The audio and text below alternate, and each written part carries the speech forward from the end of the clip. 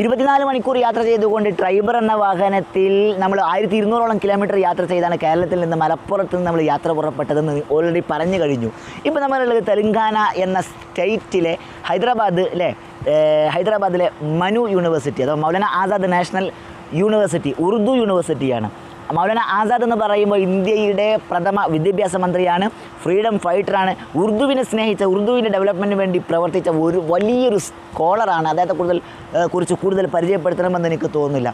എന്തായാലും ഇന്ത്യയിലെ തന്നെ നമ്പർ 1 ആദ്യത്തെ ഉറുദു യൂണിവേഴ്സിറ്റിയാണ് Maulana Azad national university. Central യൂണിവേഴ്സിറ്റിയാണ്. ഒരുപാട് നിരവധി കോഴ്സുകൾ കൊടുക്കുന്ന ഈ ക്യാമ്പസ് നിങ്ങൾ കാണിച്ചു തരാനുള്ള കാരണം എന്താണെന്നറിയാം നിങ്ങൾക്ക്?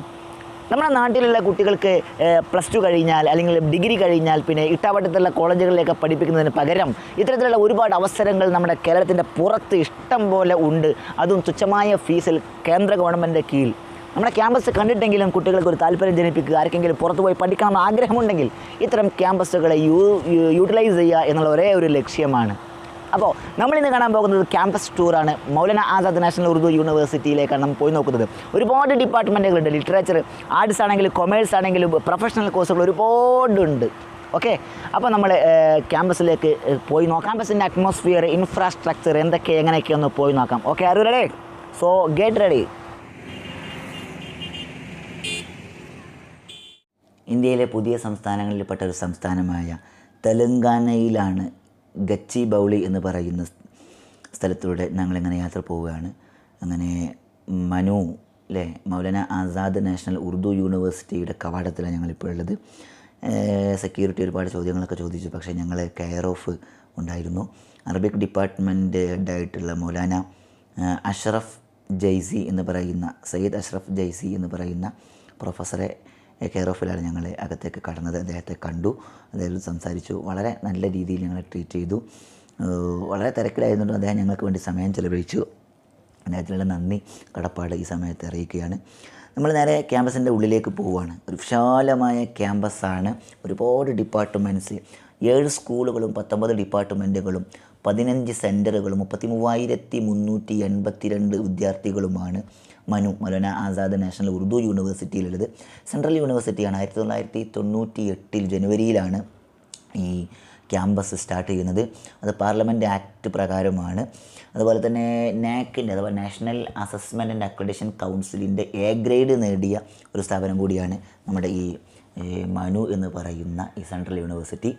ഉറുദു യൂണിവേഴ്സിറ്റിയാണ്. ഉറുദു ഭാഷയുടെ ഡെവലപ്മെൻറ്റിന് വേണ്ടിയിട്ട് ഉണ്ടാക്കിയ ഇന്ത്യയിലെ തന്നെ ഏറ്റവും ആദ്യത്തെ ഉറുദു യൂണിവേഴ്സിറ്റിയാണ്.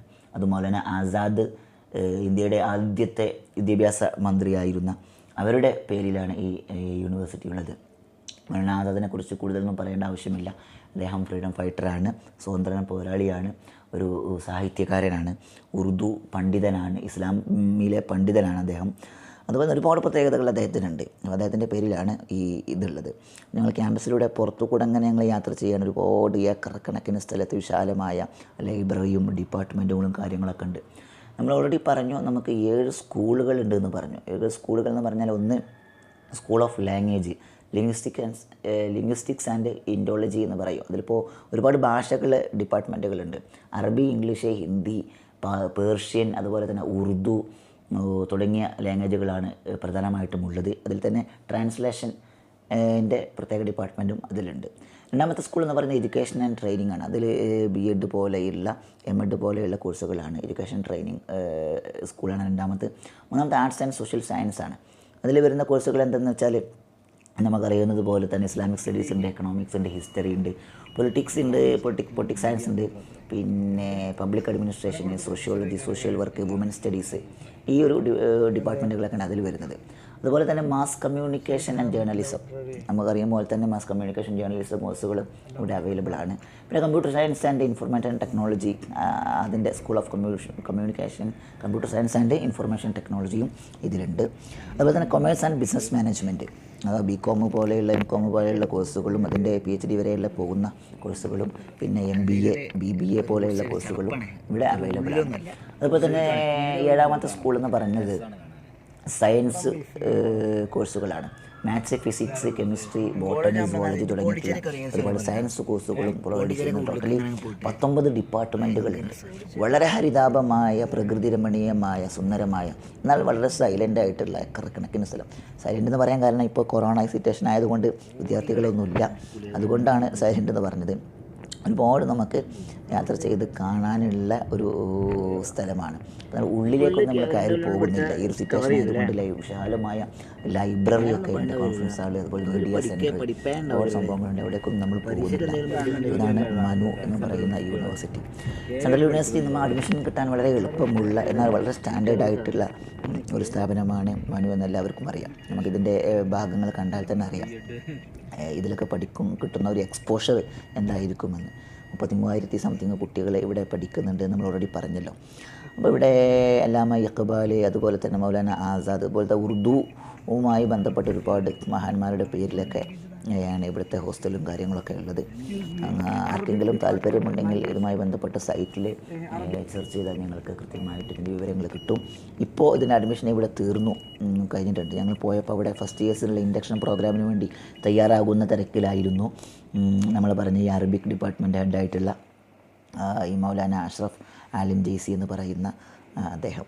എന്നാലും അദ്ദേഹം ഞങ്ങളെ വളരെ കൃത്യമായിട്ട് ഞങ്ങളെ സ്വീകരിച്ചു, ഞങ്ങളെ ട്രീറ്റ് ചെയ്തു, ഞങ്ങളെ കൂടെ ഫോട്ടോ ഒക്കെ എടുത്തു, നമ്മളെ ഡീറ്റെയിലും കാര്യങ്ങളൊക്കെ ചോദിച്ചറിഞ്ഞു. വളരെ സന്തോഷമായി എന്തായാലും. അപ്പോൾ ഇതൊക്കെയാണ് മൗലാന ആസാദ് നാഷണൽ ഉറുദു യൂണിവേഴ്സിറ്റി എന്ന് പറയുന്ന യൂണിവേഴ്സിറ്റി. ഇൻഷാ അല്ലാഹ് നമുക്ക് അടുത്ത യൂണിവേഴ്സിറ്റികളൊക്കെ ഇതിനോട് കൂടെ കാണാനുള്ള കാരണം ഞാൻ പറഞ്ഞല്ലോ, ഓൾറെഡി നമ്മളെ നാട്ടിലൊക്കെ പഠിക്കുന്ന കുട്ടികൾ, പലരും കഴിവുള്ള നല്ല പ്രാപ്തിയുള്ള കുട്ടികൾ. ഇതാണ് ഞങ്ങളെ കൂടെ വന്ന മൗലാന സയ്യിദ് അഷ്റഫ് ആലിം ജെയ്സി എന്ന് പറയുന്ന ഡിപ്പാർട്ട്മെൻറ്റ് ഹെഡാണ്, അറബിക് ഡിപ്പാർട്ട്മെൻറ്റ് ഹെഡാണ്. അദ്ദേഹത്തിൻ്റെ കൂടെ ഞങ്ങൾ ഫോട്ടോ എടുത്തതായിരുന്നു. ഇവിടെയാണ് ഞങ്ങൾക്ക് പ്രോഗ്രാം ഉണ്ടായിരുന്നത്. ഈ പ്രോഗ്രാമിന് പങ്കെടുത്ത് എല്ലാവരും തിരിച്ചു വരികയാണ്. ശരിക്കും പറഞ്ഞാൽ നമ്മളെ കഴിവുള്ള, നല്ല കഴിവും പ്രാപ്തിയുള്ള കുട്ടികൾ ഇതുപോലെ അവസരങ്ങൾ അറിയാത്തതിൻ്റെ പേരിൽ മാത്രം അവസരങ്ങൾ നിഷേധിക്കപ്പെടുന്ന അവസരങ്ങളുണ്ട്, സാഹചര്യങ്ങൾ ഉണ്ടാവാറുണ്ട്. അപ്പോൾ ആ ഒരു സാഹചര്യത്തെ മറികടക്കുക, ആർക്കെങ്കിലും താല്പര്യമുണ്ടെങ്കിൽ ഇത്തരം സ്ഥലങ്ങളിലേക്ക് വന്നുപെട്ടാൽ ഒന്ന് നമുക്ക് ജീവിക്കാൻ പഠിക്കാം, ഭാഷ ക്ലിയറാക്കാം, പിന്നെ നല്ല എക്സ്പോഷർ ക്വാളിറ്റിയുള്ള അധ്യാപകരുടെ ക്ലാസ്സുകൾ കേൾക്കാം, നമുക്ക് ഉയരങ്ങളെക്കുറിച്ച് ചിന്തിക്കാം. ഇതിനപ്പുറത്ത് ഇനി എന്ത് എന്ന് ആലോചിച്ച് നമ്മൾ ടെൻഷൻ അടിക്കേണ്ട ആവശ്യമില്ല. ഒരു ഡിഗ്രിക്ക് ഇവിടെ അഡ്മിഷൻ എടുത്തു കഴിഞ്ഞാൽ പിന്നെ PG നിർബന്ധമായിട്ടും സെൻട്രൽ യൂണിവേഴ്സിറ്റിയിൽ നമുക്ക് കിട്ടും. പിന്നെ അതിനപ്പുറത്തേക്ക് മറ്റ് രാജ്യങ്ങളിലേക്ക് പോകാനുള്ള ചിന്തകളൊക്കെ നമുക്കുണ്ടാകും.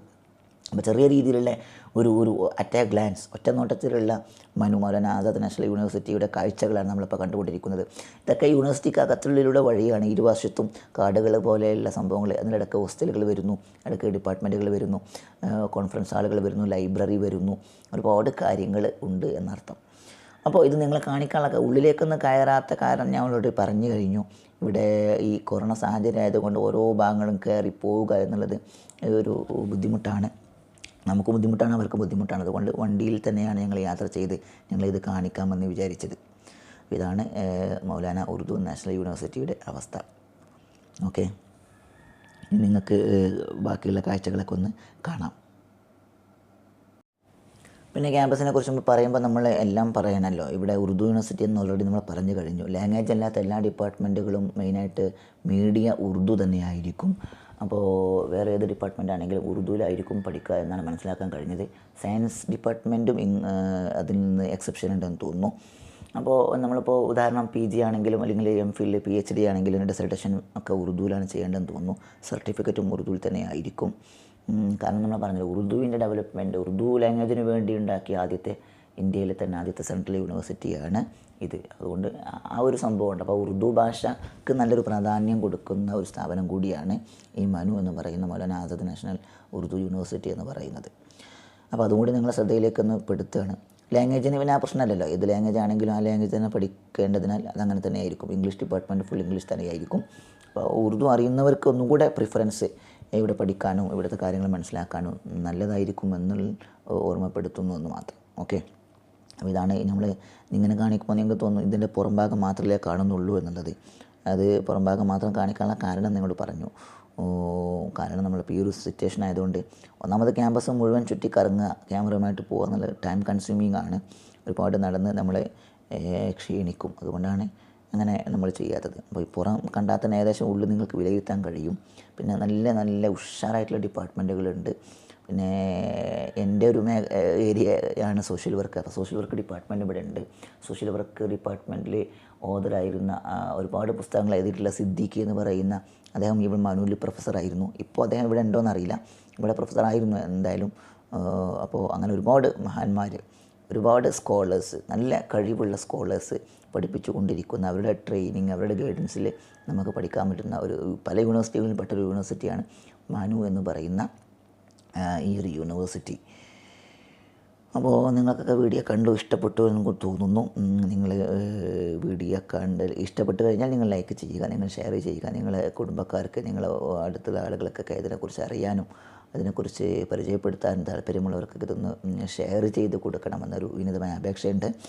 അപ്പോൾ ആർക്കെങ്കിലും ഇതൊരു ഉപകാരപ്പെട്ട് കഴിഞ്ഞാൽ, ഇങ്ങനത്തെ യൂണിവേഴ്സിറ്റിയിലൊക്കെ പഠിക്കണം, ഇത്ര ഇൻഫ്രാസ്ട്രക്ചറോട് കൂടി, ഇത്ര അറ്റ്മോസ്ഫിയറുള്ള, എന്തിനാണ് ഇത്ര ഇൻഫ്രാസ്ട്രക്ചറും അറ്റ്മോസ്ഫിയറും അല്ലെങ്കിൽ ഇത്ര ഭംഗിയൊക്കെ എന്തിനാണ് പഠിക്കാൻ വേണ്ടത് എന്ന് ചിന്തിക്കുന്ന ആളുകളെ കുറച്ചെങ്കിലും ചിലപ്പോൾ ഉണ്ടാവാൻ സാധ്യതയുണ്ട്. നമുക്കറിയാം നമ്മളെ അറ്റ്മോസ്ഫിയർ വളരെ പ്രധാനമാണ്. ഒരു അക്കാഡമിക് അറ്റ്മോസ്ഫിയറുള്ള സ്ഥലത്ത് പോയി കഴിഞ്ഞാൽ നമ്മൾ ഒരുപാട് ഹാർഡ് വർക്ക് ചെയ്തിട്ടില്ലെങ്കിലും ഹാർഡ് വർക്ക് ചെയ്യുന്ന പലരെയും കാണുമ്പോൾ നമുക്ക് കിട്ടുന്ന ചെറിയ എനർജി ഉണ്ട്, ഒരു മോട്ടിവേഷൻ. നമ്മൾ സെൽഫ് മോട്ടിവേറ്റഡായി മാറും.